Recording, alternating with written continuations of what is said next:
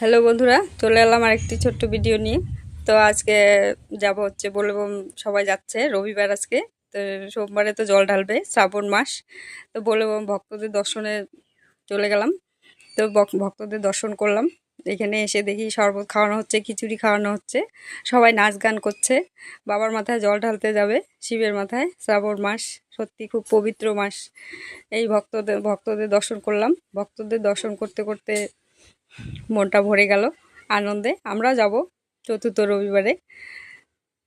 তো শ্রাবণ মাসে সবাইকে দর্শন করলাম। অনেক দূর হেঁটে হেঁটে গেলাম, প্রায় আসামর ময়নাগুড়ি চলে গিয়েছি হেঁটে হেঁটে।